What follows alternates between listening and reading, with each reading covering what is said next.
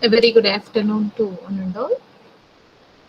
Today I am going to discuss about power and politics in organization development. This topic is there for you in fifth unit for in the subject organization development for MBA second year fourth semester students. So now let us see what is power and politics in organization development. First, let us see about the power, and next we used to see discuss about politics.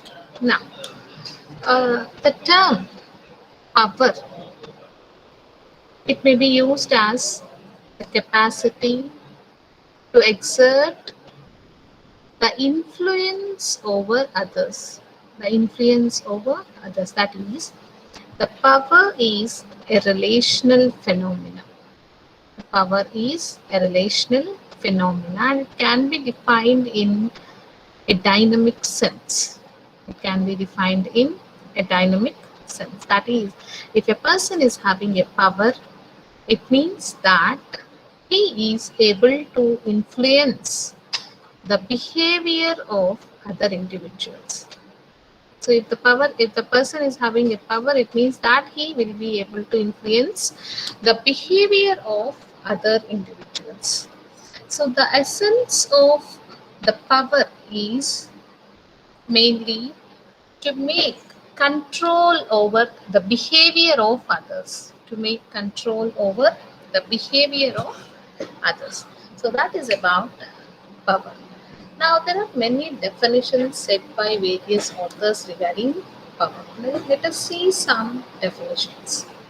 According to P. Robbins, power is defined as the ability to influence and control anything that is of value of others. That is of value to others. So, according to P. Robbins, what he says, power is if said to be the ability to influence anything, the ability to control anything which is more value to others. So, for others, whichever is more valuable, that will be influenced and controlled. That is said to be a power. So, said by P. Robbins. And there is also another definition set by G.R. Selancic and N. Biffer.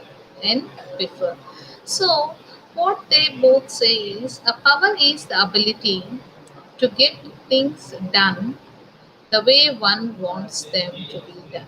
The way one wants them to be done. So, it is the ability to get the things done. So, to make the things done that one wants them to be done. So, the person, so for example, if I have a power and I want something to be done according to my wish. So in that way you used to do it. So that is called as a power. So these are some of the two definitions set by various authors regarding power. Now let us see what are the characteristics of a power. The power is used not only in getting a certain result which is being achieved, but it includes impact. It includes impact mainly on negative decisions, mainly on negative decisions, or also the actions of not deciding also. So you used to not to decide anything also. So that may be also one thing. So therefore, power is not only one's influence over decision making, but also once it is power is one's capability. It is one's capability of limiting the scope of actual decision making. It is the scope of limiting the scope of actual decision making. So based on that we have several characteristics of the power. The one is reciprocal relationships. Power relationship in an organization is reciprocal. Why? Because it used to exist in a relationship between two or more persons. It used to be exist in a relationship between two or more persons. So it is based on two-way traffic. Power relationship is based on two-way traffic and is used to influence others and also being influenced by others. It is a two-way traffic which tries to influence others and being influenced and being influenced. So therefore, it is incorrect to say that power exists with top ranking officials or with the managers. Generally, power in the sense we used to feel that the power will be at top level management or the managers, but it is not correct. Why? Because it used to be the relationship between two or more persons in a reciprocal way, that is, influencing others and influenced by others. So, we can't say that the power exists with only top ranking officials or with the managers. It used to be anywhere, it used to be done by any people, any person. So, that it is a reciprocal relationship. And the next one is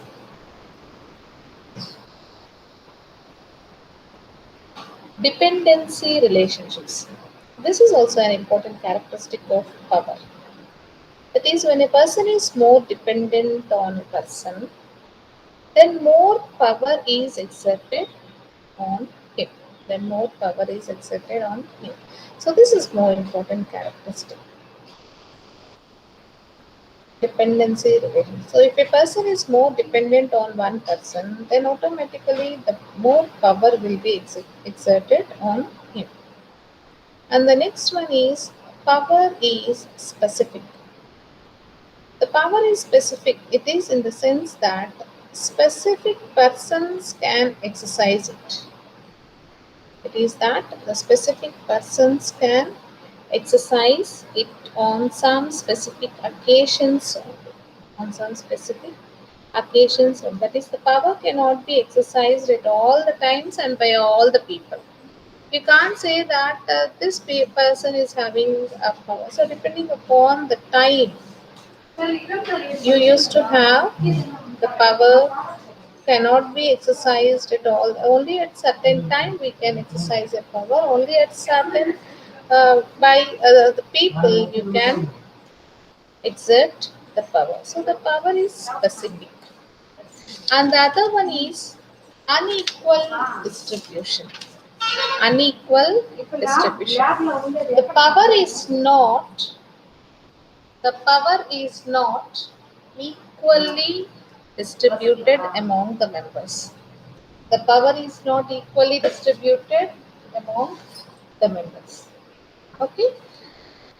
So why? Because there are different individuals who have varied different types and levels of knowledge, experience, education, skill, and also the hierarchical authority, and also the hierarchical authority. So therefore, it used to differ in terms of power to influence others. This is mainly why it used to do is it used to differ in terms of their power to influence others. To influence others. So this is unequal distribution. Unequal distribution. So the other one is the people differ in terms of values. The people differ in terms of values. That is, in terms of values, in the sense the people differ, and on the gain, mainly on the gain and exercise of the power. Value people differ on the gain exercise and exercise and power. Okay. So many researchers they used to indicate that the amount of power being exercised by an individual is the function of his or her power motive. His or her power motive. That's why the people used to differ in terms of values. And the other one is resistance to change. The power holders resist attempts to change the distribution of power. So what they used to do, they used to attempt to change the distribution of the power. That is, the person who used to strive for power and are able to acquire it are unwilling to share it. They are unwilling to share it with other members of the group. So this the power holders they try to resist the attempts to change the distribution of power. So the person who strives for power are able to acquire it and are unwilling to share it with other members in the group. That is resistance to the change. And the next one, power losers attempt to form coalition. Coalition. That is, the power losses they usually attempt to increase their power individually. They used to increase their power individually, and if they failed, they used to form a coalition. They used to form a coalition. That is, they used to regain the influence by becoming a power holder. So they used to regain the influence by becoming a power holder. So he loses the attempt to build the personal power base, though it may be very difficult, though it may be very risky, or though it may be very costlier also. That is, the power losers attempt to form coalition. And the next one, the power can expand or contract. The power can expand or contract. That is, it will depend on the person who habituated to exercise power or expand it or the contract or to contract. That is, when a person used to reaches to higher positions, when the person reaches to higher positions, he has a legitimate power. He will be having a legitimate power which is attached with his position simultaneously, which is attached to its position simultaneously, it used to increase. So when such a person is shifted from one department to another, his power also has gets contracts. His power gets contracts. So these are several characteristics of power. Now let us see about politics. Politics is the term for the ways in which the individuals and groups within an organization they get to use power or influence usually to protect or enhance their position. So politics in the sense the term the way which individuals in within an organization and groups within an organization they get and use the power usually to protect and enhance their position. So to protect their position they use the power. So it involves intentional acts. It involves intentional acts of influence to enhance or protect the self interest of the individuals or the groups, to protect the self-interest of the individuals or the group. So the managers they used to ignore the organizational politics as their peril. That is, while it is not appropriate for the managers to become involved in the day-to-day machinations of the organizational politics. So, a good strategy is to understand what is going on, is to take an open and inclusive approach to managing. Inclusive approach to managing. Now, let us see some of the definitions of politics.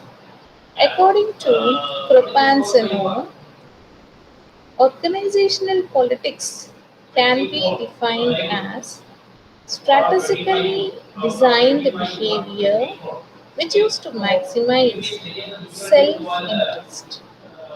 Used to maximize self-interest. So organizational politics, what is called now, it is defined as a strategically designed behavior. So politics is a strategically designed behavior that used to maximize on self-interest. So that is called as politics set by Krupansky.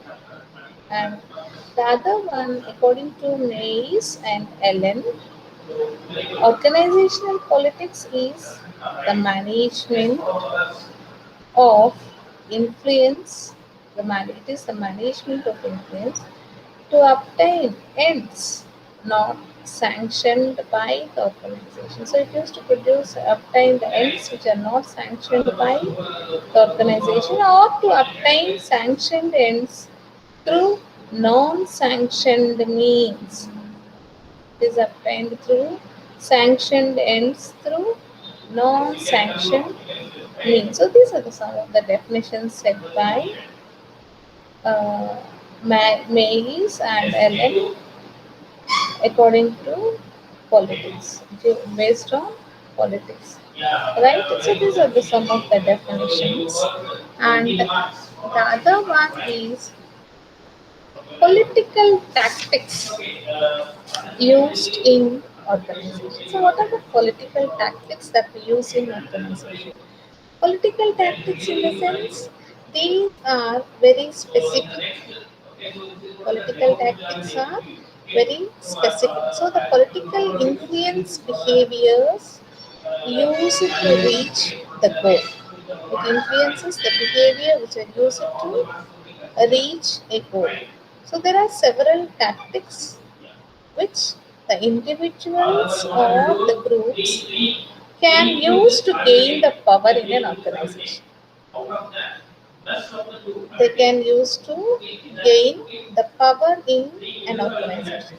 So some of the tactics are given below. One is co-optation, building coalitions, impression management, using outside expert, controlling the agenda, control over communication channels, control over information, be persuasive without being arrogant, divide and rule, embrace or demolish, exclude the opposition.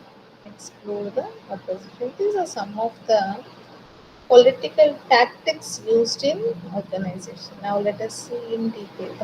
First one, co-optation. That is when the person uses co-optation as a political tactic to persuade the outsiders or insiders in favor of his position.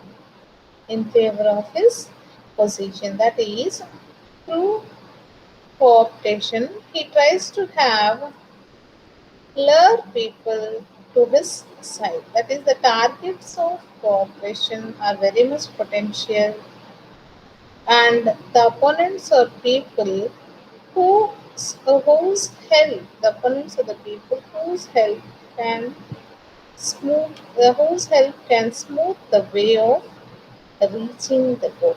The way of reaching the goal.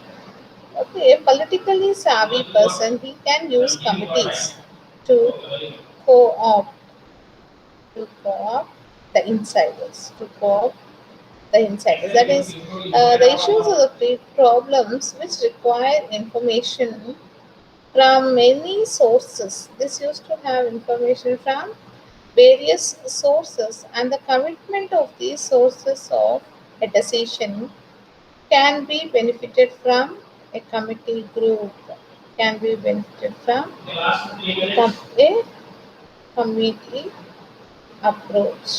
And the next one is building coalitions. Building coalitions. When the people used to build coalitions when they want to create a power. So when the people wants to create a power, then they used to uh, build these coalitions. And based on that, they used to reach the goals of the political strategy also. The coalition, which can be internal, formed around people and the groups within the organization, or external, formed around people and group outside the people. So in both the cases, the decision maker believes the individuals or groups that are important to his position, that are very much important to his position. The next one is impression management. Impression management is a highly manipulative political tactic. That is, the people use this tactic to control the image they project to another person. To control the image that they project to the another person. The behaviors such as looking busy and asking for more tasks and responsibilities, they can build a positive impression. The supervisors who wants to convey an impression of impartiality. The supervisors who wants to convey an impression of impartiality during the performance feedback, they can begin with positive commentary before moving to any negative feedback. Before moving to any negative feedback.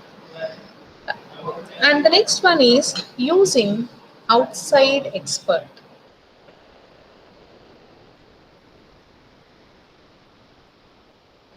Using outside experts such as consultants or advisors, this can be an effective political tactic. Why? Because the manager who hires a consultant may use to select one whose views match to his own, one's whose views match to his own. So, because the consultant realizes that the manager is responsible for selecting him, so he feels certain obligations to the manager. Even though the consultant truly attempts to be objective and unbiased, he may unconsciously recommend the courses of action. He may unconsciously recommend the courses of action which is favored by the manager, which is being favored by the manager. So, given the consultant's presumed expertise and neutrality, the others in the organization also accept his recommendations without any challenge. Why? Because this is by using outside expert, the manager has ultimately gotten what he or she actually wants. He or she actually wants. And the next one is controlling the agenda. It is also another common political technique. Suppose there is a manager who wants to prevent a committee from approving a certain proposal. He wants to prevent a committee from approving a certain proposal. Then the manager first he tries to keep the decision of the agenda entirely and claiming that it is not yet ready for considerations. Or he tries to attempt to have it placed last on the agenda also. So, as the other issues are being decided, he sides with the same set of managers to each decision, that building up a certain expectations that they are a team. Expectations that they are a team. So when the controversial item comes up, he is able to defeat it through a combination of collective fatigue. Through a combination of collective fatigue. The desire to get the meeting over with. The desire to get the meeting over with. And the support of his carefully cultivated allies. cultivated early. So this technique improves group polarization. It used to improve group polarization. It means that a less sophisticated tactic is to prolong discussion of prior agenda items so that the group never reaches the controversial one. The group will never reach the controversial one. The next one, control over communication channels. That is, people who are in lower level positions but have some control over the channels of communication, and they can acquire considerable political power. For example, the secretary may have considerable power in deciding who sees the boss and who does not at a given time. At a given time. This is about communication channels and control over information.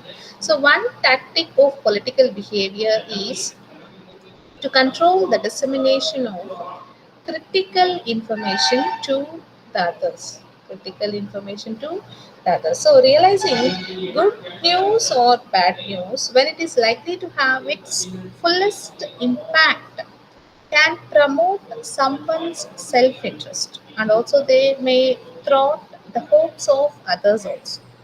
So, the more critical the information, and fewer the people who have it, and stronger the power base of those who would possess such information, who would like to possess such information. For example, if a manager comes to know that a subordinate would be reprimanded for some actions and he informs the subordinate, then so that the subordinate can prepare an adequate and timely defense, right? So then the manager can gain some power over the subordinate for future use. And the next one, be persuasive without being arrogant. That is, it is necessary to develop a friendly, persuasive technique. Why? Because the forceful arguments, when stated eloquently,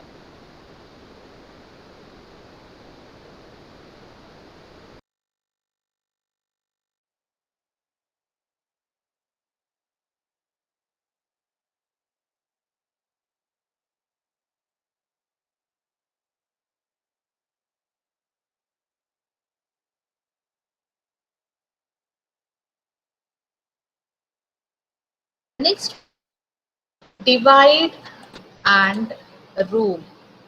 The other one is divide and rule.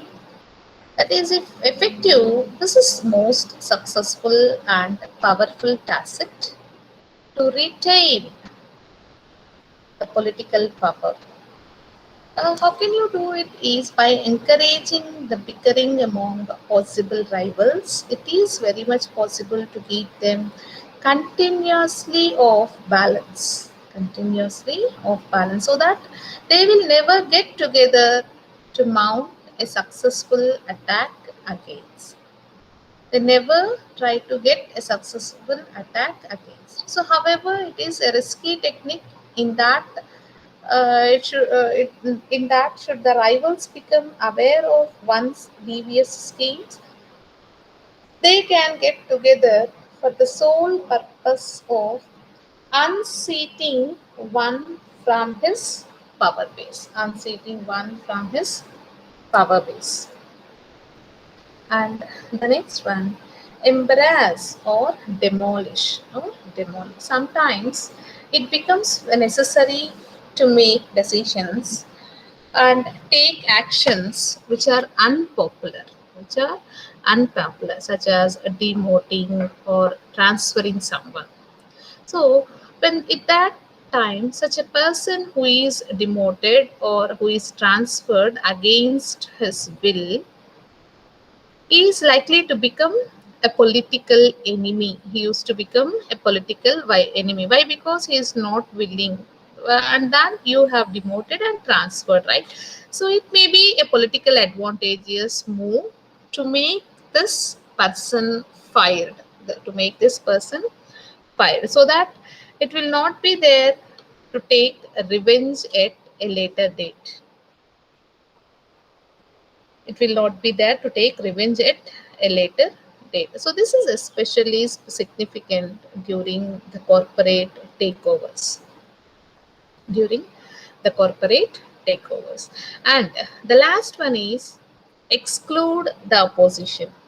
The another technique of getting things done in one's own way is to make sure that any opposition is absent at the important meetings, where such oppositions they used to block desired outcomes. They used to block the desired outcome. So this could be done by holding such meetings at a time when the rivals are away, either on business trips or on vacation or on vacation.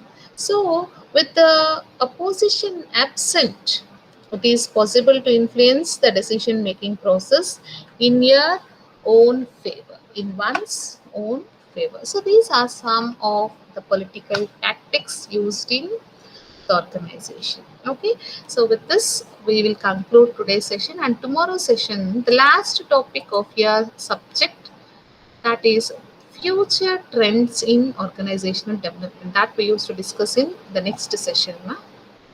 Okay, okay, thank you, thank you, one and all.